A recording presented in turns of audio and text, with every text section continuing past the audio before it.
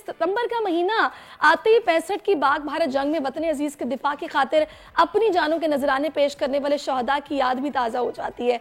पाक फौज के इन बहादुर सपूतों को जिन्होंने भारत को नाको चने चबवाए, पूरी कौम उनको सलाम पेश करती है अकीदत के साथ। इसी हवाले से मजीद हम बात करेंगे। सियालकोट में चविंडा के महाज पर मौजूद है बोल न्यूज़ के नुमाइंदे नदीम अता गौरी।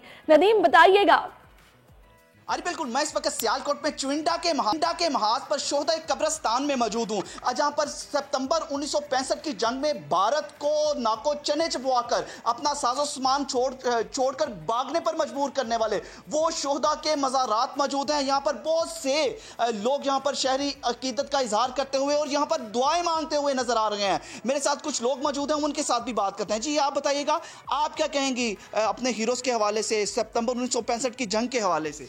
हम यहाँ आए हैं, हम लोगों ने यहाँ पे जो शोहदा की कब्रें देखी हैं और इसके अलावा हम लोग पीछे जो म्यूज़ियम है वहाँ देख के आए हैं चीज़ें कि वहाँ जो इंडियन फ़ौजी जो अपनी जगह जो चीज़ें छोड़ के गए थे, तो पाकिस्तानी फ़ौज ने उनको जो पसपा किया था, काफ़ी मतलब पाकिस्तानी फ़ौज ने बहादुरी के साथ मुकाबला। अरे बिल्कुल, ना सिर्फ यहाँ पर शोहदा के मज़ारात पर आए हैं बल्कि यादगार शोहदा पर भी गए। वहाँ पर वो चीज़ें, टैंक देखा, तोप देखी और बहुत सी चीज़ें जो भारत के लोग छोड़कर भागे थे। कुछ और दोस्त भी मौजूद हैं, उनके साथ भी बात करते हैं। आप बताइएगा, आप क्या कहेंगे इस हवाले से?